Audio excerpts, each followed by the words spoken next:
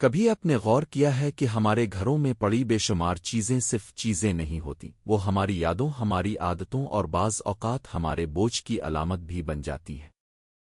ایک لمحہ تصور کریں کہ آپ اپنے کمرے میں داخل ہوتے ہیں اور ہر طرف بکھری چیزیں آپ کو خاموشی سے دیکھ رہی ہیں۔ کپڑے، کتابیں، کاغذات، تحفے اور وہ چیزیں جنہیں اپنے برسوں سے استعمال بھی نہیں کیا، لیکن پھر بھی آپ انہیں چھوڑ نہیں پاتے۔ یہی وہ لمحہ ہے جہاں سے میری کونڈو کی حیرت انگیز سوچ شروع ہوتی ہے۔ وہ کہتی ہیں کہ اگر ہم اپنے ارد گرد کی چیزوں کو صحیح طریقے سے ترتیب دینا سیکھ لیں تو ہم اپنی زندگی کو بھی بدل سکتے ہیں۔ میری کونڈو بچپن ہی سے صفائی اور ترتیب کی شوقین تھیں۔ جب دوسرے بچے کھیلتے تھے وہ گھروں کی صفائی اور چیزوں کو ترتیب دینے کے طریقے سوچتی تھیں، لیکن ایک وقت ایسا آیا جب انہوں نے خود کو تھکا ہوا محسوس کیا۔ وہ بار بار صفائی کرتی تھیں مگر گھر پھر بھی بکھر جاتا تھا۔ اس دن انہیں ایک اہم حقیقت سمجھ آئی۔ مسئلہ صفائی کرنے کا نہیں تھا، مسئلہ یہ تھا کہ انسان غیر ضروری چیزوں کو چھوڑنا نہیں سیکھتا۔ یہی خیال بعد میں ان کے مشہور طریقے میتھڈ کی بنیاد بنا۔ ان کا کہنا ہے کہ ہمیں صفائی کو روزانہ کا کام بنانے کے بجائے ایک بار مکمل اور صحیح طریقے سے کرنا چاہیے۔ جب آپ ایک بار گہرائی سے اپنے گھر کی چیزوں کو دیکھتے ہیں اور فیصلہ کرتے ہیں کہ کون سی چیز واقعی آپ کے دل کو خوشی دیتی ہے تو باقی چیزوں کو چھوڑنا آسان ہو جاتا ہے۔ میری کونڈو ایک دلچسپ سوال پوچھتی ہے، کیا یہ چیز آپ کو خوشی دیتی ہے؟ یہ سوال بظاہر بہت سادہ لگتا ہے لیکن اس کے پیچھے گہرا فلسفہ ہے۔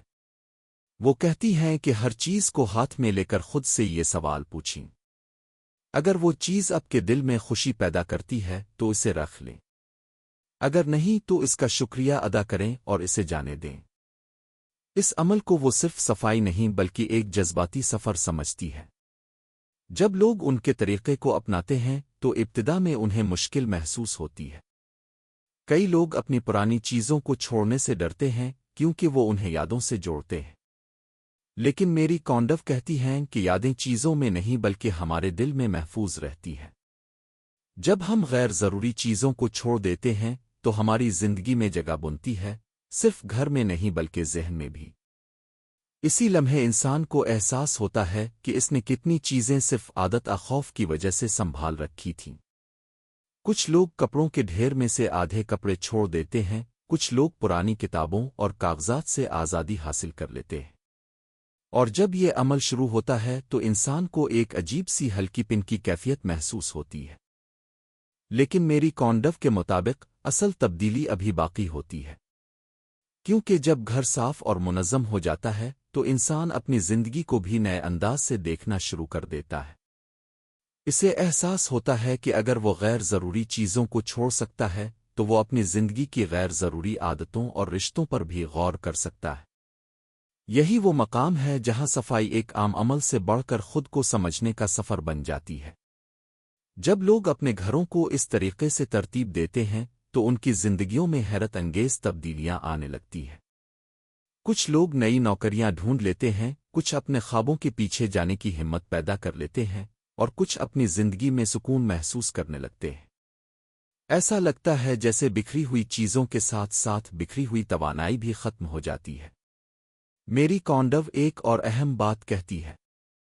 وہ کہتی ہیں کہ ہمیں اپنی چیزوں کے ساتھ احترام کا برتاؤ کرنا چاہیے۔ جب آپ کسی چیز کو سنبھال کر رکھتے ہیں تو وہ چیز بھی آپ کی زندگی میں مثبت توانائی لاتی ہے۔ یہی وجہ ہے کہ وہ کپڑوں کو فولڈ کرنے کا خاص طریقہ سکھاتی ہیں تاکہ ہر کپڑا واضح طور پر نظر آئے اور اپنی جگہ پر خوشی سے رکھا جائے۔ یہ سب سننے میں چھوٹا سا اصول لگتا ہے مگر جب انسان اسے اپناتا ہے تو اس کے گھر کا ماحول بدل جاتا ہے۔ ایک صاف اور ترتیب والا گھر انسان کے ذہن کو سکون دیتا ہے۔ وہ زیادہ توجہ سے کام کر سکتا ہے، زیادہ تخلیقی سوچ سکتا ہے اور زیادہ خوش رہ سکتا ہے۔ لیکن سب سے بڑی تبدیلی انسان کے اندر آتی ہے، کیونکہ جب آپ ہر چیز کو دیکھ کر فیصلہ کرتے ہیں کہ یہ واقعی آپ کے لیے اہم ہے یا نہیں تو آپ اپنی زندگی کے بارے میں بھی وہی سوال پوچھنے لگتے ہیں۔ کیا آپ کی موجودہ زندگی واقعی آپ کو خوشی دیتی ہے؟ کیا آپ وہ کام کر رہے ہیں جو آپ کو سکون دیتا ہے؟ یہ سوال انسان کو اپنے آپ سے سچ بولنے پر مجبور کر دیتا ہے۔ اور یہی اس کتاب کا اصل جادو ہے۔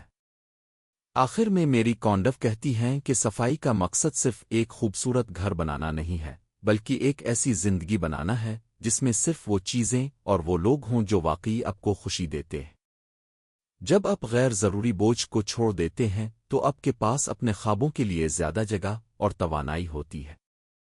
یہی وجہ ہے کہ لاکھوں لوگوں نے اس کتاب کو پڑھنے کے بعد اپنی زندگی بدلتے ہوئے دیکھی۔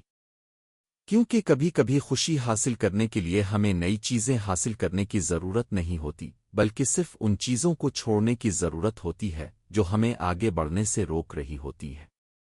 اور جب ایک دن آپ اپنے صاف اور منظم کمرے میں بیٹھتے ہیں تو آپ کو اچانک احساس ہوتا ہے کہ اصل صفائی گھر کی نہیں بلکہ آپ کے دل اور ذہن کی ہوئی ہے۔ اور شاید یہی وہ لمحہ ہوتا ہے جب انسان واقعی ہلکا اور آزاد محسوس کرتا ہے۔